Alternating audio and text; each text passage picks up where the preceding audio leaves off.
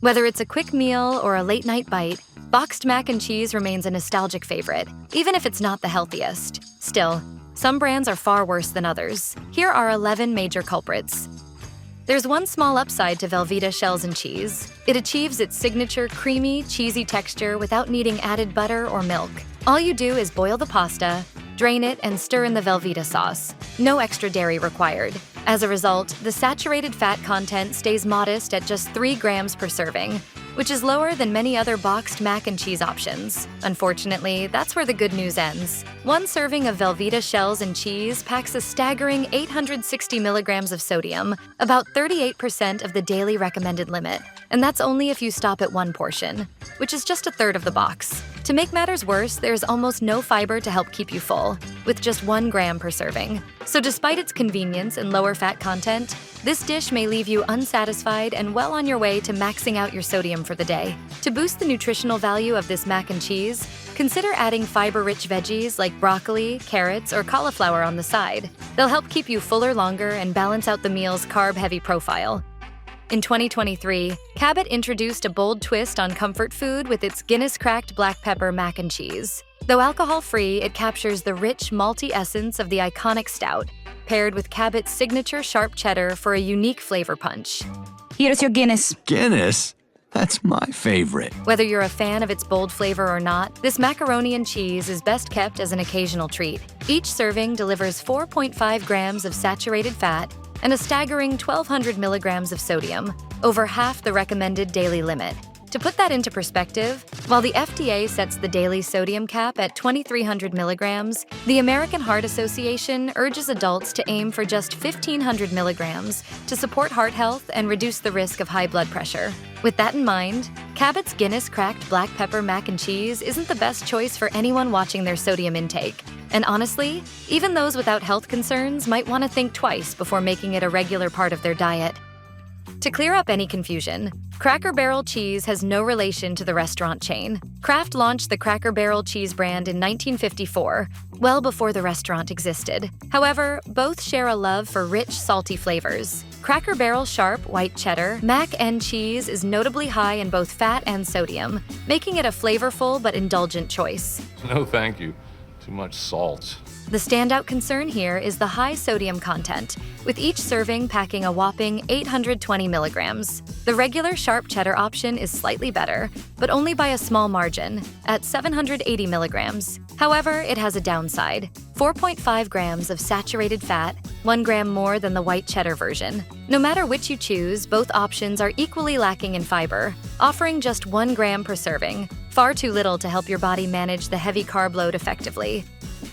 Don't be fooled by the word broccoli on the label. Velveeta shells and cheese broccoli contains only a tiny amount, barely enough to count as a garnish. It's listed near the bottom of the ingredients, showing how little real vegetable is actually included compared to cheese and other additives. The bulk of the dish consists of milk, cheese culture, oil, and a staggering amount of salt. Each serving packs 1,130 milligrams of sodium, half your entire daily limit, matching what many nutritionists recommend across 2 meals. Alongside this, you get 3.5 grams of saturated fat, about 18% of daily suggested intake, and 49 grams of carbohydrates, making this far from a health-conscious choice despite the veggie name. What was that? Broccoli? Pah! This version offers a bit more fiber, 4 grams, than typical boxed mac and cheese. Still, given its other nutritional downsides, it's better to seek fiber from healthier sources. Despite what your younger self might believe, this isn't exactly the "eat your veggies" message your parents intended. Unfortunately, changing the pasta shape doesn't improve Great Value's nutritional profile. Though the premium original shells and cheese highlights real cheddar on the packaging, each serving still contains a hefty 900 milligrams of sodium and 3 grams of saturated fat. These high levels firmly place it on the unhealthy boxed mac and cheese wall of fame. Examining the ingredient list reveals additional worries. Similar to many processed products, it's long and filled with various additives. One ingredient that stands out is sodium phosphate. Although the FDA classifies it as safe and it's commonly used to emulsify or regulate food acidity, research suggests it may pose risks for individuals with kidney or heart conditions. While it isn't harmful to everyone, being mindful of such components in your diet is wise. Staying informed about what's in your food helps you make healthier choices. Quaker macaroni with creamy white cheddar flavor may sound tempting, but its nutritional profile is far from ideal. Preparing it calls for 4 tablespoons of butter and a quarter cup of 2% milk, which immediately raises red flags, especially when it comes to saturated fat. Just one serving packs a hefty 12 grams of it, nearly 60% of your recommended daily limit. And that's assuming you stick to a single serving. Let's be honest though, how often does one box really serve 2.5 people? Most of us polish it off in one go. Oh, macaroni and cheese. We gotta make this. Beyond its fat content, each serving delivers 420 calories, 50 grams of carbs, and 690 milligrams of sodium, while offering only 2 grams of fiber. That low fiber count means you won't stay full for long, and it does little to offset the rapid digestion of all those carbs. Without enough fiber to slow things down, your blood sugar can spike and crash, leaving you hungry and sluggish not long after eating. Kraft mac and cheese may not be everyone's favorite, but its legacy is undeniable. Introduced in 1937, it became a household staple during tough economic times, offering a quick, filling meal for just 19 cents. As the original boxed mac and cheese, it promised to feed a family of 4 in under 10 minutes, a selling point that helped cement its popularity. While prices have certainly gone up since then, it remains a budget-friendly and time-saving option for many households. In 2015, Kraft made a quiet but meaningful change by removing artificial flavors, preservatives, and synthetic dyes from its recipe. The familiar Yellow 5 and Yellow 6, once standard ingredients, were eliminated entirely. The result is a slightly cleaner version of the classic blue box, offering the same nostalgic flavor with fewer additives, making it a bit more appealing for those trying to avoid artificial ingredients without giving up that childhood favorite. Kraft's 3-cheese mac and cheese earns its place among the least nutritious options. When made as directed with butter and milk, each serving delivers 750 milligrams of sodium, blowing past the 600 milligram per meal guideline for heart health. Add to that 4 grams of saturated fat and a mere 1 gram of fiber, and you've got a dish that's heavy on salt and fat, but light on anything that helps keep you full or supports better digestion.